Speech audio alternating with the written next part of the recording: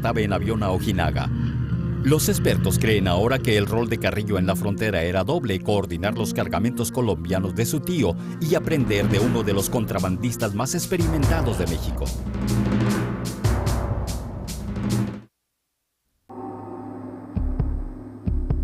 Pablo Acosta era un experto en cruzar drogas. Él sabía cómo hacerlo y enseñó a Amado todo lo que sabía. Amado era un poco más inteligente. Pablo Acosta solía fumar cocaína y aunque no hubiera muerto en un tiroteo, iba en camino a una muerte temprana. Envejecido y adicto, Acosta estaba perdiendo el control de la plaza. En contraste, Carrillo empezaba a actuar por su cuenta. Después del arresto de su tío por el asesinato del agente especial Camarena, es posible suponer que Carrillo heredó la organización de su tío. A finales del 86, Terren Popa conoció a ambos y el contraste le pareció memorable. Estábamos sentados en un apartamento arriba de una estación de radio. Había una larga mesa ahí. Había ceniceros atascados de colillas de cigarros, había cargadores de ametralladora, había una AR-15 detrás de él. Él tenía una 45 en su cinturón. En algún momento, él sacó una pequeña bolsa de cocaína y después una caja de bicarbonato de sodio y mezcló las dos sustancias. Después lo puso sobre una flama y se derritió.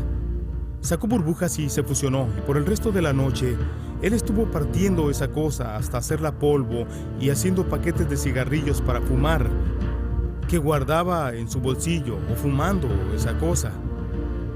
Todos aquellos con los que he hablado atribuyen su decadencia y caída a la cocaína. Y entonces llegó Amado. Él entró a la habitación, estaba vestido al estilo oeste, lo recuerdo. Tú sabes, era un poco regordete, amigable.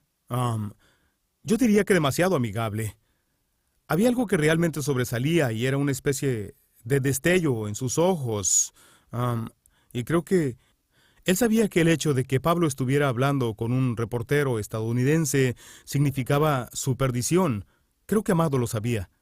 Él buscaba tomar el control, y eso significaba deshacerse de Pablo.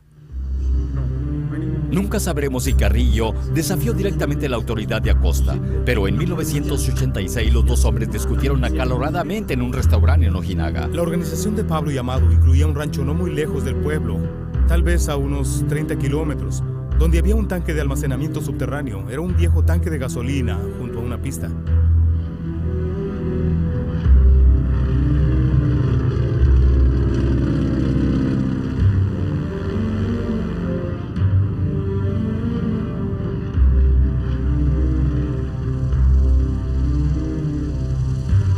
Ellos recibían avionetas con cargamentos de cocaína de 800 kilogramos y después lo bajaban y enterraban en el tanque. Y solo los traficantes sabían sobre ese tanque. De alguna forma, la DEA se enteró de este tanque. De alguna forma, Amado supo que la DEA estaba al tanto. Independientemente de Pablo, Amado atrapó a 6 personas que tenían conocimiento de ese tanque subterráneo y torturó a cada uno de ellos para averiguar si habían dado la información o sabían quién lo había hecho. Ninguno de ellos sabía, pero todos murieron. Acosta confrontó a Carrillo preguntándole qué había ganado al matar a 6 hombres inocentes. Carrillo respondió fríamente: es mejor que mueran 6 hombres inocentes a que quede sin castigo un hombre culpable. Creo que Amado aprendió algunas lecciones de Pablo. Él no aprendió muy bien la lección de la coca base porque aparentemente hizo eso por el resto de su carrera. Pero aprendió que ser muy conocido tenía serias desventajas. Durante su entrevista con Terrence Popa, Pablo había revelado parte del esquema de protección único en los grupos del crimen organizado en México, que para poder controlar la plaza, él tenía que hacer pagos regulares tanto al ejército como a la Policía Federal Mexicana. Tan pronto como la entrevista fue publicada, llegó la orden de la Ciudad de México de arrestar a Pablo Acosta. Por los siguientes 5 meses, lo persiguieron por todo México. Él terminó ocultándose en un pueblo en el Río Grande y estaba atrapado en una choza de adobe por cerca de 1 hora. Tuvieron un fuerte enfrentamiento a tiros y él cayó muerto. Se negó a rendirse. Cuando Acosta estaba huyendo, Carrillo desapareció. Algunos creen que estuvo involucrado en la muerte de Acosta. No puedo hablar por la DEA. Puedo hablar por la información que se conocía, y la información era que Amado Carrillo pagó a la Policía Federal Mexicana $1,000,000 para que mataran a Acosta. Nunca te muestres mucho. No hables con reporteros. No dejes que nadie conozca tu nombre. Mata a aquellos que hagan publicidad a tu nombre. Porque eso fue lo que mató a Acosta. Se volvió demasiado conocido, convirtiéndose así en una vergüenza para el gobierno mexicano que lo empleó. Y así fue. La policía y el gobierno en México recibían una parte de todo, incluyendo el crimen. Así que si quieres ser un criminal, el líder criminal, tienes que establecer que estás a cargo de la plaza, que tú representas el elemento criminal. Entonces puedes ir con el comandante y hacer un trato. Y el comandante te dirá, puedes hacer todo lo que tú quieras, pero si hay problemas voy a matarte, arrestarte, encarcelarte. Pero si eso no sucede, solo dame una mordida y haz tú el negocio. Es así como funcionaba el sistema de la plaza. Con el tiempo, se volvió natural que las plazas individuales se unieran formando alianzas más grandes. El mentor original de Carrillo, Miguel Ángel Félix Gallardo, expandió sus operaciones hacia la frontera en el norte, formando el Cártel de Tijuana. Juan García Abrego consolidó el contrabando en la costa con rutas clandestinas a través de las montañas para crear el Cártel del Golfo.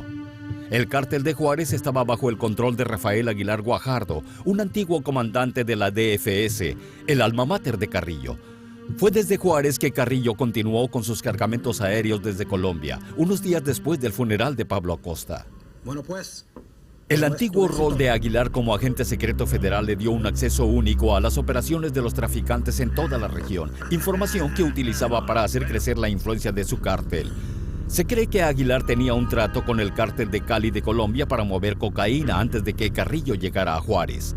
La conexión de Carrillo con los traficantes de Medellín fue bienvenida en el negocio.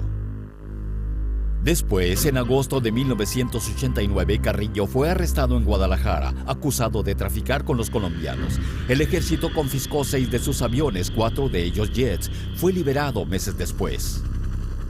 Él fue arrestado, pero se le tomó una fotografía que era muy distinta a la fotografía que le tomaron en Ojinaga cuando solicitó una tarjeta para cruzar la frontera.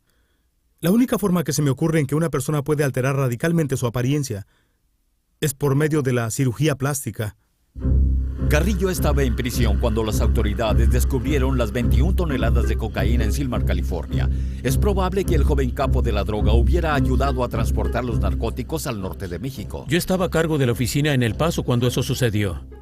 Teníamos idea de que se estaban cruzando narcóticos. No sabíamos la cantidad que llegaba a través del corredor del Paso. Todo era a través de la organización de Amado Carrillo Fuentes. Interceptando una comunicación, la DEA escuchó una conversación entre un conocido narcotraficante en Los Ángeles y un narcotraficante en Colombia. Y el colombiano dijo, no confiscaron las otras 20 toneladas, ¿verdad? Silmar aterrorizó a la comunidad de la droga en Estados Unidos porque dejó ver que el tráfico se realizaba en grandes volúmenes y también porque ellos asumieron la pérdida y nunca afectó el precio de la cocaína en las calles. Para la primavera de 1990, Carrillo estaba fuera de prisión y el cártel de Juárez estaba experimentando un periodo de calma relativa. En contraste, el oeste de México se estaba convirtiendo en una zona de guerra. Poco después del arresto de Miguel Ángel Félix Gallardo, el cártel de Tijuana se dividió. Joaquín El Chapo Guzmán y Héctor Luis Palma formaron el rival cártel de Sinaloa. En venganza, los sobrinos de Miguel Ángel, los hermanos Arellano, arreglaron el asesinato de la esposa y los hijos de Palma. El cártel de Sinaloa respondió enviando 40 pistoleros a una discoteca donde uno de los arellanos se estaba divirtiendo. El baño de sangre culminó con el asesinato del cardenal Juan Jesús Posadas Ocampo en 1993, muerto en un tiroteo en el aeropuerto de Guadalajara. Ese asesinato provocó el enfurecimiento de la sociedad mexicana. Mostró lo descarados que se habían vuelto los traficantes. Mostró la horrible posibilidad de que México se convirtiera en otra Colombia. El cártel de Juárez sacó una tremenda ventaja de esta guerra civil, expandiendo su territorio y dando asilo a traficantes atrapados en el fuego cruzado. Incluso los colombianos tuvieron que hacer compromisos. Cuando Carrillo decidió que los mexicanos no recibirían una simple tarifa por transportar la coca colombiana, sino que lo harían por la mitad del cargamento.